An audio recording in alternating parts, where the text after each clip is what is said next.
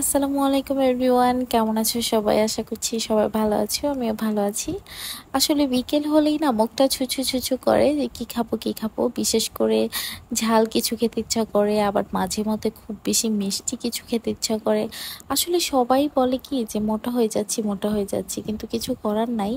বাচ্চা হওয়ার পরে এটাই হয় যে বাচ্চাদের গ্রোথ একদমই কমে যায় আর মায়েদের গ্রোথ খুবই বেড়ে যায়। সো আমরা প্রত্যেকটা মাই কিন্তু এরকম চিন্তা করি যে আমার বাচ্চার গ্রোথ কিভাবে আমি বাড়াবো, কি খাওয়ালে সে একটু হেলদি হবে, আর কি খাওয়ালে হচ্ছে সে খুব বেশি নিউট্রিশন পাবে, এসব চিন্তা করি।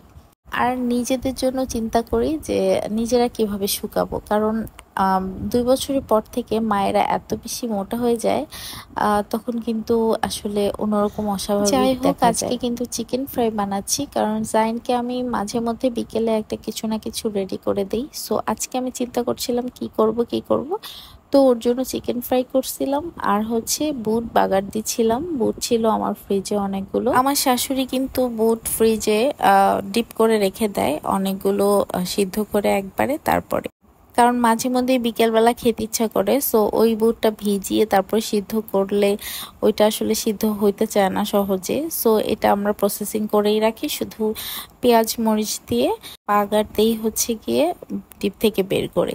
আর এখন যে চিকেন ফ্রাইগুলো দেখছো, এই চিকেনগুলো হচ্ছে আমি জাইনের জন্য রেখে দেই। মাঝে মধ্যে ওকে কিছু না কিছু বানিয়ে দিতে হয়, এই জন্য আমি অল্প অল্প করে চিকেন বুকের ব্রেস্ট পিসগুলো রেখে দেই, যেন ওকে কিছু একটা বানিয়ে দিতে পারি।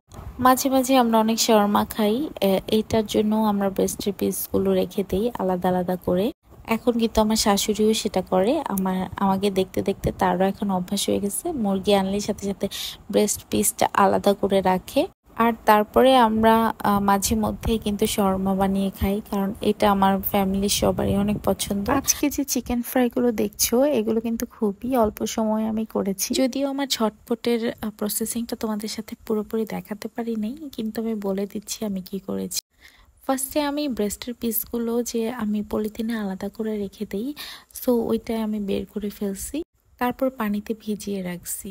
তো পানিতে ভেজানোর পরে কিন্তু মুরগিটা একদমই ছুটে গেছে, নরম হয়ে গেছে। তারপরে কিন্তু বরফটা ছুটে যাওয়ার পরে আমি এগুলো টুকরো টুকরো করেছি।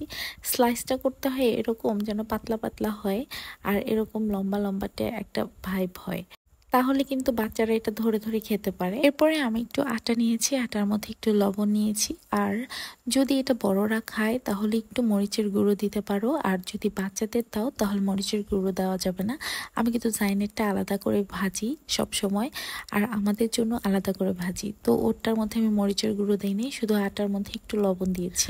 আর মুরগিটা কিন্তু স্লাইস করার পরে একটু আদা রসুন আর হচ্ছে একটু জিরা বাটা আর লবণ দিয়ে আমি এটাকে রেখে দিয়েছিলাম 5 মিনিটের মতো আর কি। তোমরা 5 মিনিট বা 2-3 মিনিট রেখে দিলে আসলে হয়, একটু লেবু দিলে ভালো হয়, কিন্তু আমার ঘরে লেবু ছিল না তাই আমি দেইনি। মেরিনেট করার সময় অনেক কিছু দেয় অনেকেই, বাট সব সময় তো ঘরে সব কিছু থাকে না, তাই না? সো যেটা থাকে ঘরে সেটা দিয়ে আসলে করা যায়। আমরা কিন্তু অনেকেই চিন্তা করি এটা না থাকলে আসলে এটা করা যাবে না, মানে প্রত্যেকটা আইটেম না থাকলে করি না জিনিসগুলো। আসলে এরকম কিছুই না। তুমি যেভাবেই খাও না কেন, একটা জিনিসের কিন্তু এক একটা ফ্লেভার থাকে। এতে করে কিন্তু তুমি যদি জিনিসটাকে রান্না করো, তখন ওই যে টক দই বাদাম হ্যান ত্যান অনেক কিছু দিতে হয়, সেগুলো আসলে দরকার হয়। মেরিনেট করার পরে আমি একটা ডিম ভেঙে নিয়েছিলাম, তারপরে চিকেন গুলো কিন্তু একটা একটা করে ডিমের সাথে ডুবাচ্ছিলাম, আর এরপরে আটা লাগাই নিচ্ছিলাম। এরকম করে আমি 2বার হচ্ছে ডিমের সাথে চিকেন ভরিয়ে তারপর আবার আটা ভরিয়ে নিচ্ছিলাম, যেটা আমি মরিচ তারপর লবণ দিয়ে মিক্সড করে রেখেছিলাম সেই আটা। তারপরে কিন্তু চিকেনের এক সাইডে ধরে আমি ঝাঁকুনি দিচ্ছিলাম, এতে করে ওই যে ক্রিস্পি ক্রিস্পি একটা ভাইব আর হচ্ছে গিয়ে কেমন যেন ভাঙা ভাঙা একটা ভাইব আসে, তো ওইটা চলে আসে। তারপর আমি ডুবন্ত তেলের মধ্যে দিয়ে দিচ্ছিলাম। আর আমি যখন তেলের মধ্যে দিচ্ছিলাম তখন হচ্ছে পুরো ফ্রাই প্যানটা ভরছিল না, কারণ হচ্ছে আমি আস্তে আস্তে করে দিচ্ছিলাম। তো তারপরে কিন্তু আস্তে আস্তে লো হিটে আমি এগুলো ভাজতেছিলাম। আর তেলটা আরো বেশি ডুবন্ত তেলের মধ্যে যদি দাও তাহলে আরো বেশি ভালো হবে। বাট এটা কিন্তু অনেক মজা হয়েছিল আর অনেক বেশি ক্রিস্পি হয়েছিল। আর এই ক্রিস্পিনেসটার জন্য কিন্তু বেশি মানে চিকেন ফ্রাইটা বেশি ভালো লাগে, তাই না? সো তোমরা বাসায় এটা বানাবে আর বানিয়ে আমাকে বইলো যে কেমন হয়েছে। আমারটা কিন্তু আজকে ভালো হয়েছিল। আর এই যে দেখো বুট বাগারটা, এই বুট বাগারটা দিয়েছিলাম আমাদের জন্য, আমরা সবাই মিলে খাবো এই জন্য। বাই দ্য ওয়ে আজকে জায়ান কিন্তু 2 পিস চিকেন ফ্রাই খেয়েছিল, এই জন্য আমি অনেক হ্যাপি, কারণ ও মাঝে মধ্যে কিছুই খায় না আমি যখন কিছু মেক করি ওর জন্য, কিন্তু আজকেও খেয়েছে, এই জন্য আলহামদুলিল্লাহ। সবাই দোয়া করবে, সুস্থ থাকবে, আর আমার চ্যানেলটাকে অবশ্যই সাবস্ক্রাইব করবে। আর এই যে দেখো চিকেন ফ্রাইটা কেমন হয়েছে দেখতে বলবে অবশ্যই কমেন্ট করে। আল্লাহ হাফেজ।